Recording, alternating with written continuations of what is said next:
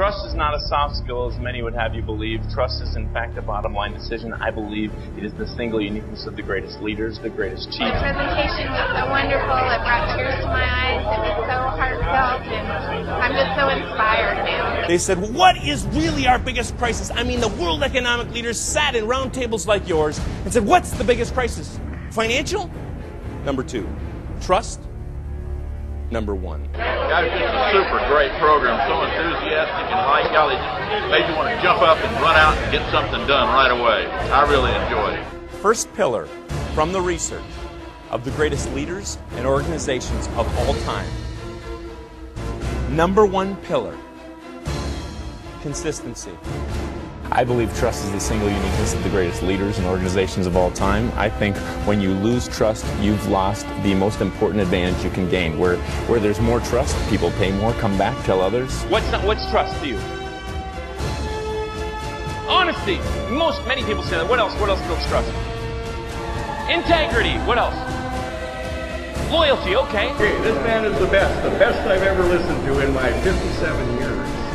Vision. Once again, people could think it's a soft idea.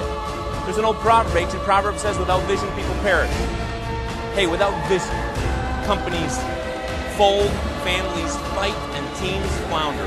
But with a clear, unifying vision, people come together. How many of you are parents? Or ever had parents? Most everybody. Good. I've got 4 kiddos, and my youngest, when I come home from speaking or a business trip or something, he comes running up to me the same almost every time, and he shouts the exact same words. Maybe you had one like this. But he'll come to the door, Daddy, Daddy, throw me up in the air really high. Anybody have one like that? They love getting tossed up, don't they? Daddy, throw me up in the air really high. So I do. And most of the time I catch him.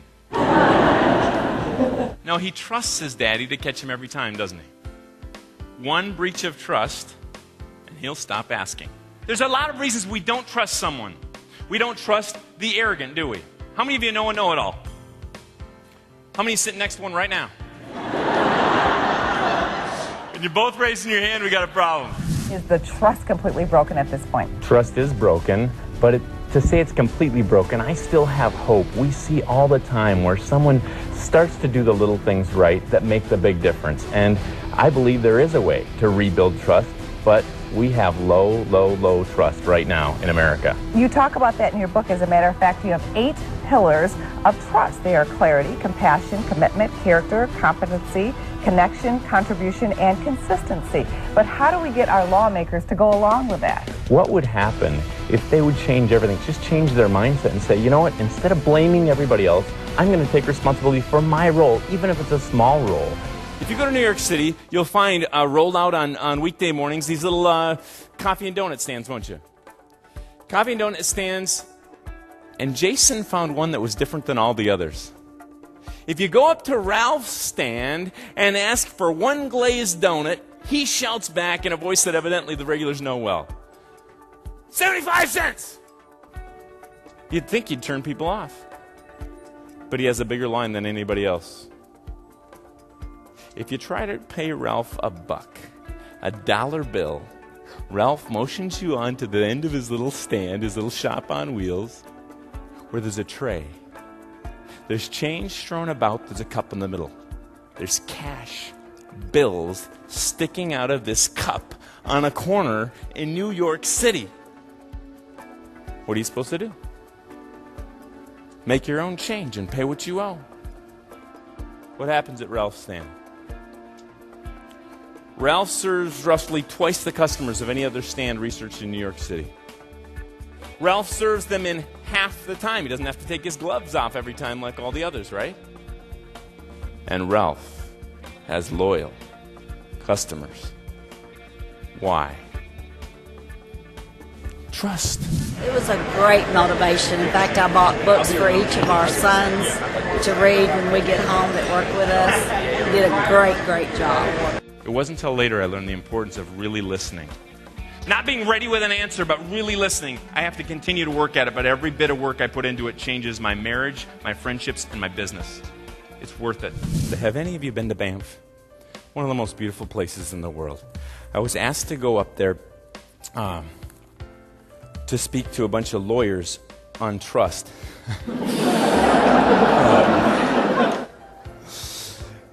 You get a Parks Mountain guide. This is the actual guide I got from last summer when we were going up to speak to these attorneys. And then something caught my attention. Bear attacks. I'm going to read this word for word. I am not making any of this up. Did you know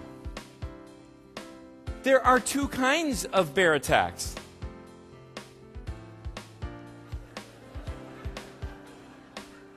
Ones that hurt and ones that don't? I'm pretty much, if it attacks me, it's attacking me. If the bear, this is the guide, if the bear makes contact with you, play dead. Right. Lie on your stomach with your legs apart.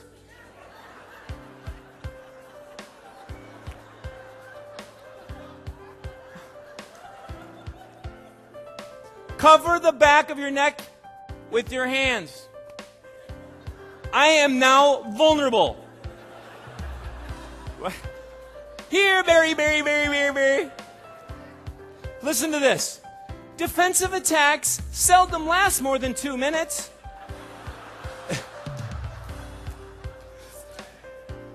If the attack continues, it may have shifted from defensive to predatory. In that case, fight back. What are you going to do? Ouch! I'm in at 30. Ouch! I'm in at 40. I'm going to get you in 15 seconds. By then, your arm's over there with your watch on it. Final bit. Now, try to escape into a building or car. If you can't escape, no longer play dead. Now, fight back. Well, I don't know. I hear it actually does work with bears. It does not work in life. We must wake up and be present. This guy is the man. High character. That's what we need in America. He's the man. But we're all different pieces of this thread we call Alexandria. We have different strengths, different abilities. We have different challenges in our organizations. We come from different families. What's my hope for you and for me in this short time we got to spend together? My hope is that you'll come together and not just be the fastest community, fastest growing community in Minnesota, but also come together to be one most trusted community in Minnesota. Thanks for letting me be here today. He did a great job. So funny, man! I tell you what, it was all the illustrations he did with it, just fantastic. Great job, guys. Fun and informative. The honesty, the sincerity, the childhood stories, real life examples. We definitely would see him again.